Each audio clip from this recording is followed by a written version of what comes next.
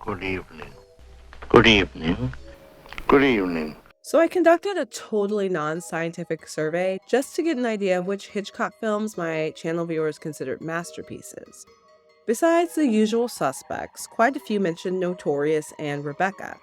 One film, however, wasn't mentioned at all: Lifeboat. And that's not all that surprising. It's one of Hitchcock's early 1940 films made in the years between Rebecca and Notorious that, with the exception of Shadow of a Doubt, gets overlooked. Released in 1944 in the midst of World War II, Lifeboat tells the story of a group of men and women who find themselves battling for survival in a lifeboat after their ship is torpedoed by a German submarine. The action of the film takes place on a single set, a 26-foot lifeboat stranded in the middle of the Atlantic Ocean. There are no flashbacks, there is no music outside of the opening and closing credits. The drama and suspense come from the survivors and their interactions in the space without privacy or concealment. Hitchcock described it as the story of a goldfish bowl. So the story of this film begins with the sinking of a merchant marine ship. One by one, 9 survivors climb into an empty lifeboat. 8 are American or British passengers and crew, and the 9th, well, the 9th is... Well, where'd he come from? Is he a crew member? I never saw him before. No problem. Dankeschön. Holy cow.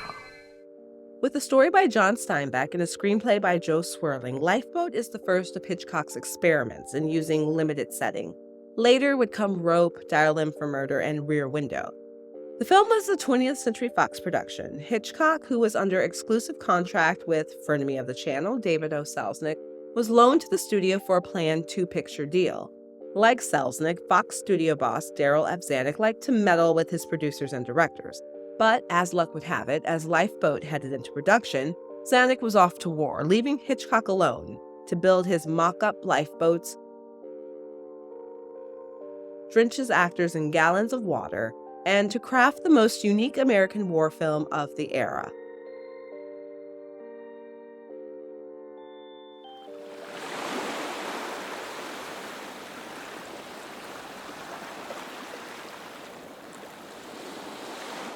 Like I said, Lifeboat is a story of a group of 9 survivors adrift in the Atlantic Ocean. So let's meet our survivors. There's the acclaimed journalist Constance Porter. You're Constance Porter. I heard you were aboard. She's the only one on the boat who can speak German. Sind Sie der Kapitän des U-Boots? Nein. America's richest man, C.J. Rittenhouse. Well, folks, we're in business again. Crewmen John Kovac, Stanley Garrett, Joe Spencer, and Gus Smith. A nurse, Allison McKenzie. I don't understand people hurting each other and killing each other. I just don't understand it. And a shell-shocked mother, Mrs. Higley, and her baby. She's bombed out in Bristol. One of them shell shock cases sent to America. And of course, the German. As these 9 people try to figure out how to survive, tensions and conflicts emerge, and the layers of wartime moral complexity grow. The film deals with themes of isolation, morality, human nature, power, and survival. I say let's throw him overboard and then stick around and watch him drown. And when he goes down, I'll dance a jig like Hitler did when France went down. Hitchcock readily admitted this was a morality tale, one he conceived of after reading headline after headline about American and British merchant ships sunk by German submarines and some survivors spending months at sea adrift in lifeboats. You been torpedoed before? That's right. Twice. How long before you were picked up? Last time it was 43 days. And the limitations of the setting called for creative camera work and direction to keep the audience engaged, and Hitchcock composed beautiful shots, using the challenge of the space as a jumping-off point. He said, "The technical problems were enormous. I never let the camera get outside the boat."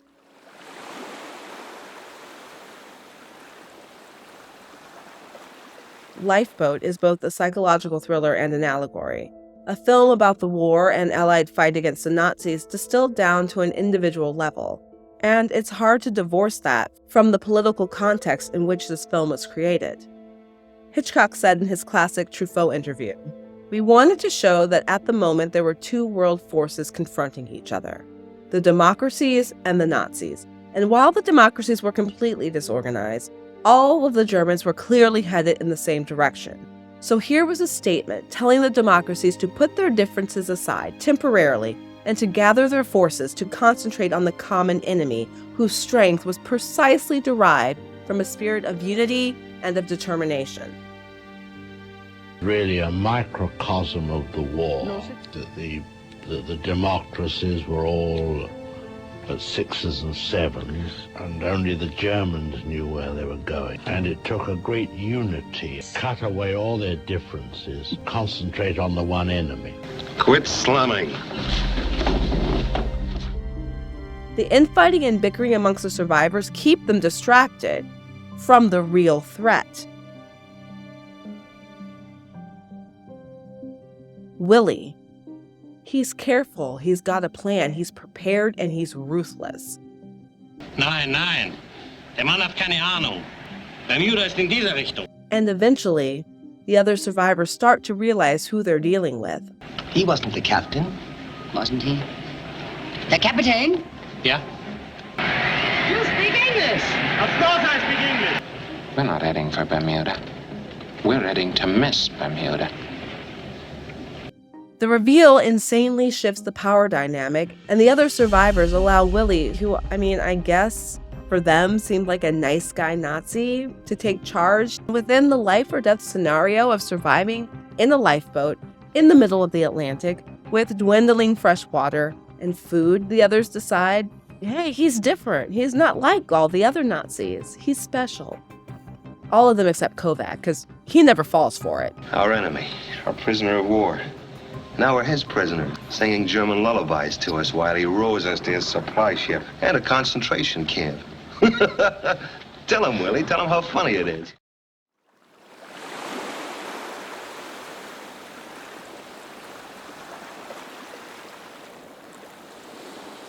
The film hinges on the intense focus and cohesive performances of the cast.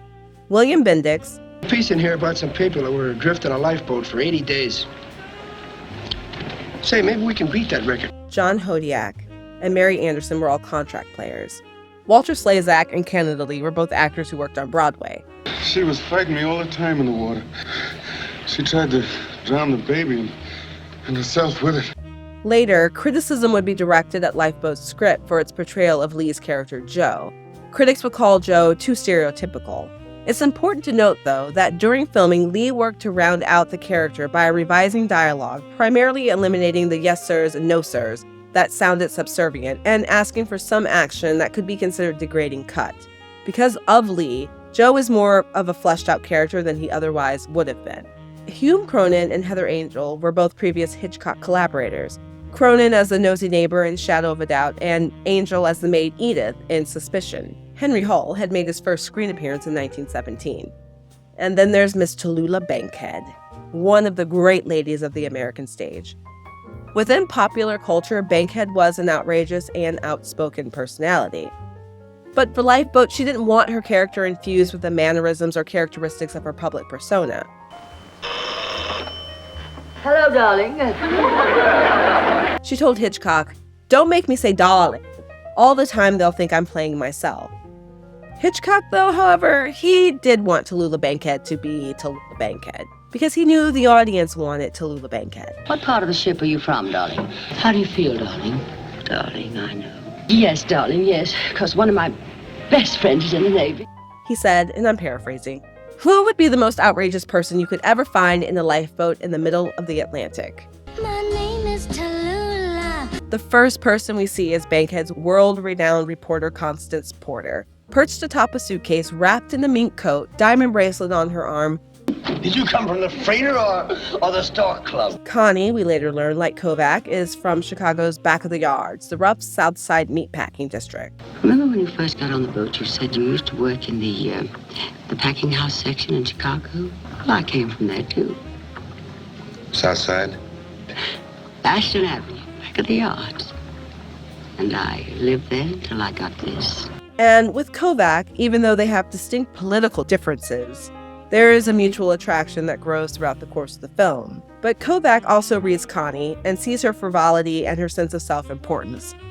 You think this whole war is a show put on for you to cover like a Broadway play? And if enough people die before the last act, maybe you might give it 4 stars. As the film goes on, Connie loses all of her worldly possessions. Get that, somebody! Look out! And by the end, she, like all the others, is disheveled, sunburned, dirty, desperate, and hungry.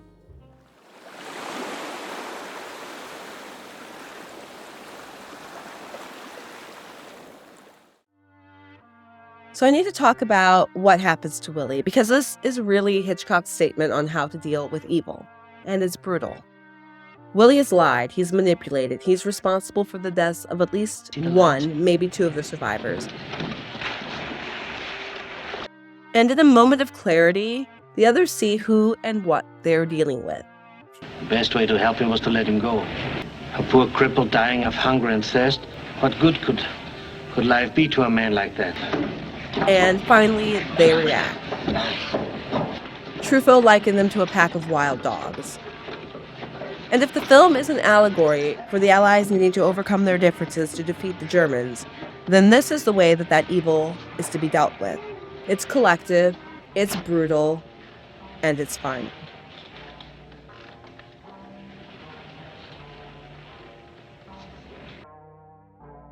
When the film premiered, it was met with universal critical acclaim, with the performances of Bankhead, Slezak, Lee, and Bendix all cited as outstanding.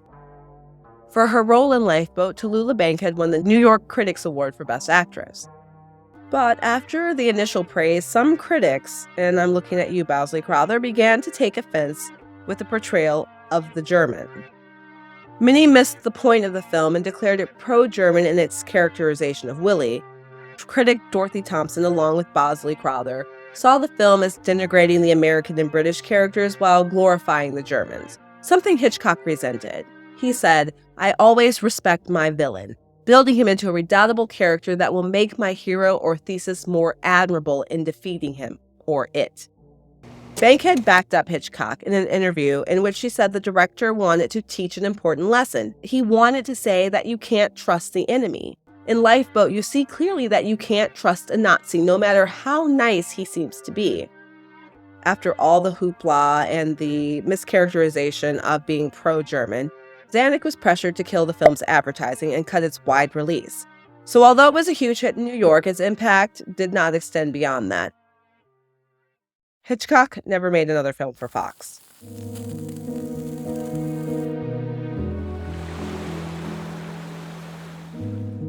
If we're just looking at Lifeboat in the context of films produced during the war years, it stands out as being singularly experimental and explicitly brutal. Hitchcock took on the technical challenge of the one-set film and created an overlooked masterpiece. Instead of feeling like a dated wartime relic, Lifeboat, compared to the overt propaganda films and Technicolor escapist fare of the era, is thought-provoking, sophisticated filmmaking and storytelling. Through its direction, acting, and cinematography, and its creative and technical daring, Lifeboat feels alive, modern, and most importantly, relevant. There are 8 million stories in the cinema cities. This has been one.